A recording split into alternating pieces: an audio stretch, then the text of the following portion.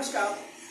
जैसा कि आप सभी जानते हैं 15 अगस्त बहुत नजदीक है, तो हम चाहते हैं 15 अगस्त को स्पीच देते समय क्या क्या सावधानियां बरतें और 15 अगस्त के स्पीच दे कैसे, उसके बारे में मैं कुछ पंक्तियों को आप यहाँ प्रस्तुत कर रहा हूं। आप देखें और मनन करें। ऐसा बोलेंगे कि आज का दिन हमारे देश की आजादी का दिन है और यह दिन हमें याद दिलाता है कि कितने लोगों की कुर्बानियों तथा शहादतों के बाद हमें यह दिन देखने को मिला है। हम कितने सौभाग्यशाली हैं कि स्वतंत्र भारत की खुली हवा में सांस ले रहे हैं, क्योंकि कभी ऐसा भी समय था जब हमारा देश परतंत्र था, कोई अपनी मर्जी से कुछ नहीं कर सकता था। इन दोनों भारतीयों को अंग्रेजों के इशारों पर चलना होता था, जो वे कहें वही करना होता था, क्योंकि भारत तब एक गुलाम देश था। गुलामी की यह दास्तान हमारे देश में बहुत लंबे समय तक चली। इस पराधीनता के काल में कई पीढ़ियां गुजरी, लेकिन फिर एक ऐसी पीढ़ी भी पैदा हुई जो इस गुलामी के जंजीरों को काटने के लिए तैयार हो गई। इसके लिए कुछ भी त्याग करने के लिए तत्पर हो गई।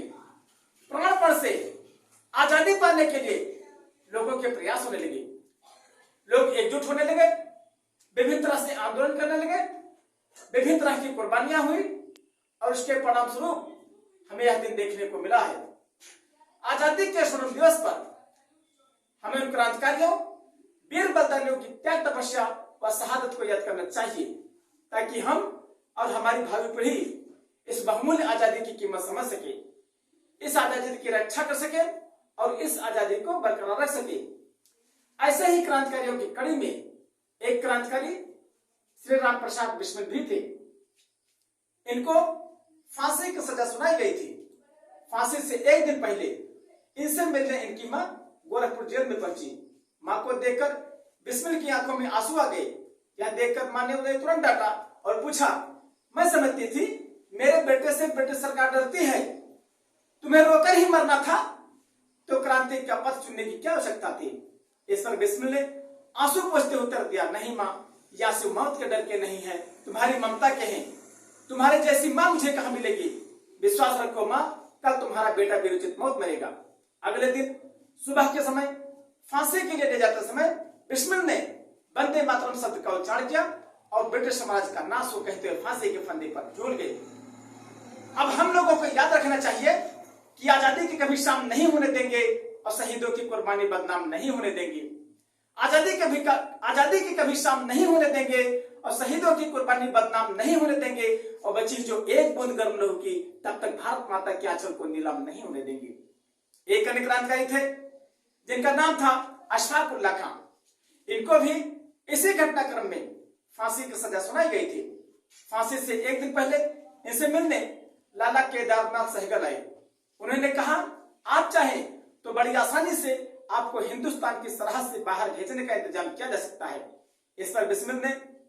इस पर अशफाक ने हंसते हुए उत्तर दिया, मैं फांसी से नहीं डरता। वतन के लिए फांसी पर चढ़ना सच्चे मुसलमान का फर्ज है।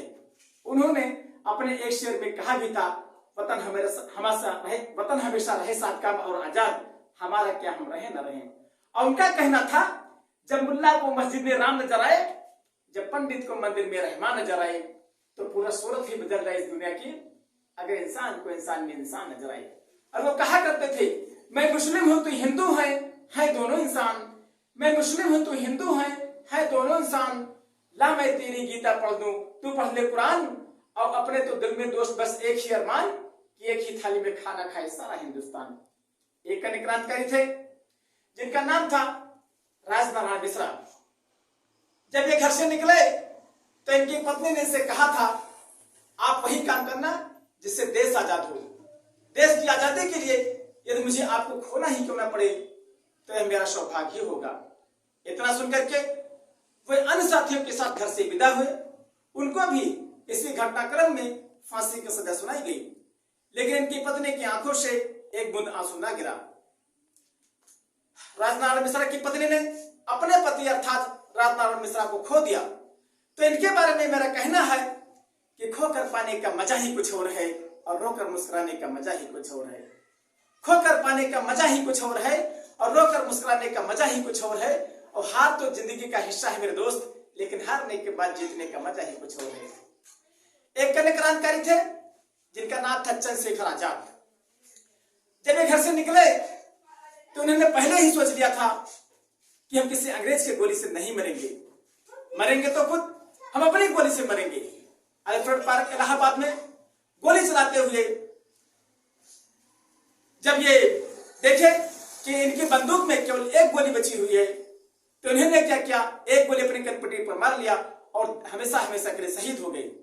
इनके मन में केवल एक धारणा थी कि जो रखते हैं हौसला लहरों में कूद जाने का, वो जाबाज समंदर से खजाने ढूंढ लाते हैं, और जो बेचते हैं शिपिया किनारे पर बैठकर वो मंजिल मुकद्दस को कहां ढूंढ पाते हैं। Thank you. आप इस वीडियो को मनन कीजिए और देखिए अगले वीडियो में। Thank you so much.